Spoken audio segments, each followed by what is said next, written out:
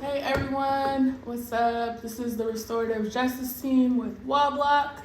I'm Miss Tyra. I'm Chelsea. I'm Mr. James, and this is Imani. Say And and we're here today to talk to you guys about doing some dinner time circles. So if you like to have a circle at the table, feel free to cook something good to eat. It could be something quick. You can take your time and make it whatever works best for you. But basically, it's just an opportunity to come to the table, connect with one another, hear one another, see one another, and just get to know each other deeper. You probably are like, I see these guys every day. I already know them. Well, it can be fun anyways. Take some time with each other and just to check in. So, step one is Just pick a day that you're going to do a circle and tell your family members what time to come to the dinner table and be ready for circle. The next step is choosing a centerpiece. Usually when we do a circle, there's something that we set in the center that usually symbolizes the reason we came together. Also, it's somewhere that we can look if we don't want to look at each other. Sometimes in the circle we talk about deep things, and it's good to have somewhere to focus the attention. For the circle that we're going to model today, we're using this book called The Jingle Dance.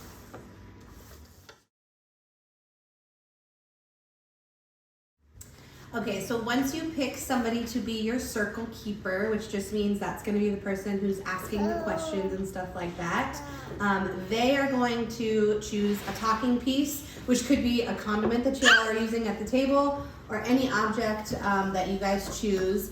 And this, when you have the talking piece, it means you have the floor, it's your turn to speak, nobody's going to interrupt you.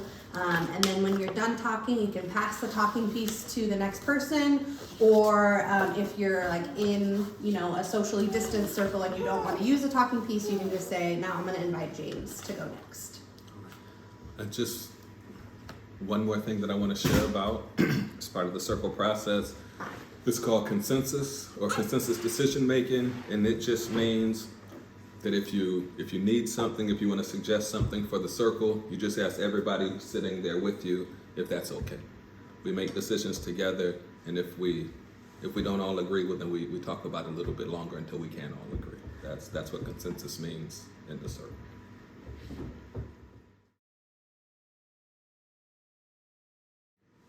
Hey everyone, so we are now talking about our guidelines or our circle agreement. So family circle agreement is something that we want to have at any circle that we're part of, and it kind of establishes what are we agreeing to when we come into the space. So our guidelines is something that we all contribute to. It's something that we all get to decide about together. So let's just say some of the guidelines that we kind of go with when we have circles. I'll say one of them is one mic. That's why we have the talking piece. It kind of helps everyone hear each other, see each other, respond to one another in a way that recognizes the person that's speaking and honors them. I will say uplift each other in the circle space. It's fun to tease family members sometimes, but in circle, it's good to be uplifting. And I'm gonna say respect everybody's truth. Sometimes, we share stories, but we see them in different ways. Let the other people in the circle tell the story the way that's true for them, and speak your truth unapologetically when it's your turn. Another one that just came to my mind is like I statements.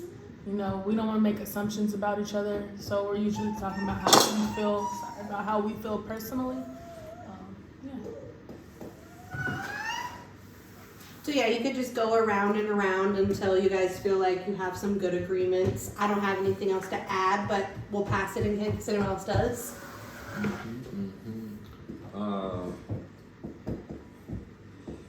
Tell the truth.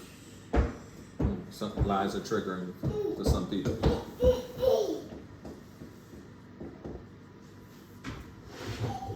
With the agreements, I would say once you gather your list of agreements, kind of just like go over them and kind of take that consensus decision-making process that we mentioned to really see like, are you guys all in agreement with these?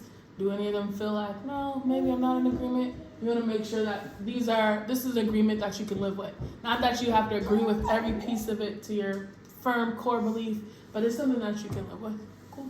And sometimes it's a good idea to revisit this, like if you're going to have family circles once a week or something, you can revisit your agreements, you can change them as long as you have consensus. And it's also a good idea to ask, like, how do you want to be reminded if you accidentally break a circle agreement? How can we remind each other about the agreements? Yeah.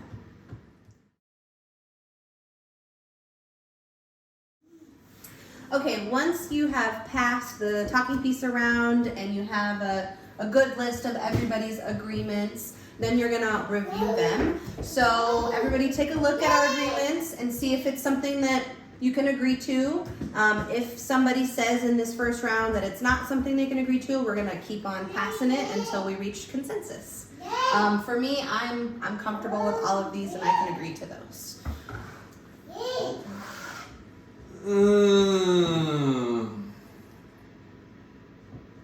I think I can do everything except for the one mic. Sometimes I have things to say and I need to say it. I can do everything except for the one mic. I think I can do everything that's on the list. I'm comfortable with that. But I chose one mic to put on the list because I think it's important for each person to be heard. So I would want to still do one mic. Yeah. Thank you guys for sharing. I also like one mic just because I think it's an important part of the circle that we each get our own turn to answer without being interrupted. But I also hear what James is saying, that he doesn't want to forget something. So I'm going to keep passing this around and maybe we can come up with ideas to where we're all comfortable with this. But we'll just keep talking about it until we reach consensus. It's nothing personal. Like I'm sure it works well in a lot of circles. I'm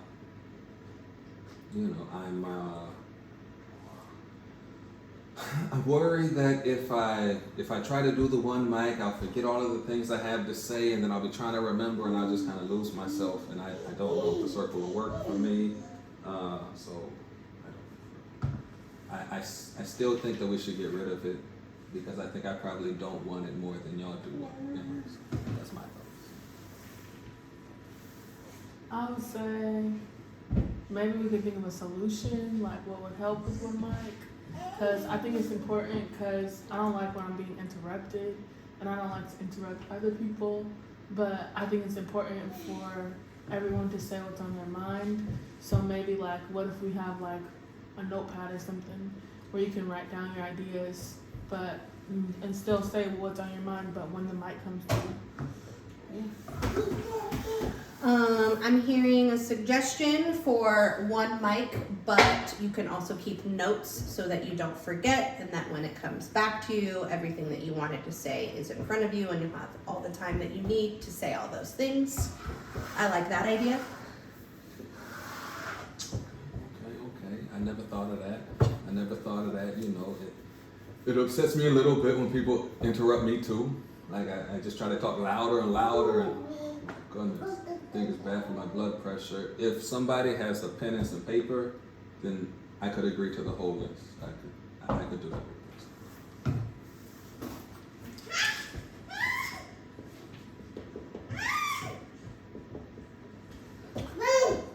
I think I can agree to it. And I got some pen and paper, so I'll do it for you.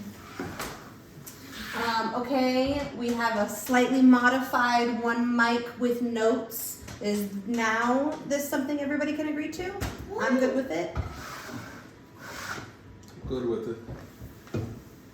It works for me. Great, we've reached consensus. We have our circle agreements.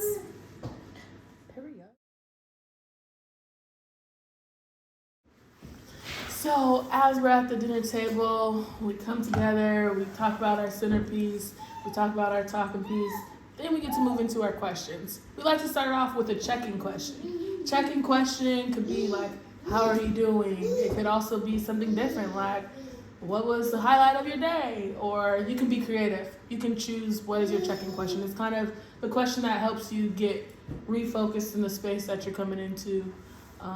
But we're not gonna have a check-in question today, but you'll also have a checkout question as well. So after you have your check-in question, you go through the questions that you have that day, you have a checkout question, which kind of wraps up the space that you've held together. So I'm gonna go ahead and pass this to Miss Chelsea for one of our questions.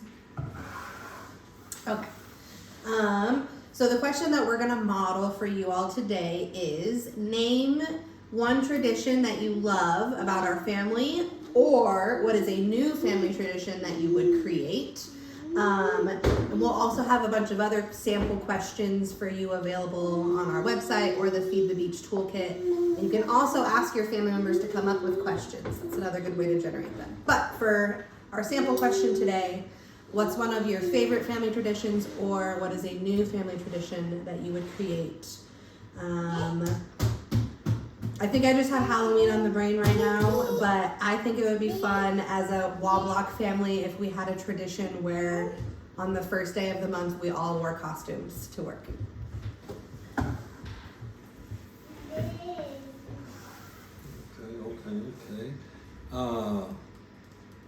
If I was coming up with a new family tradition,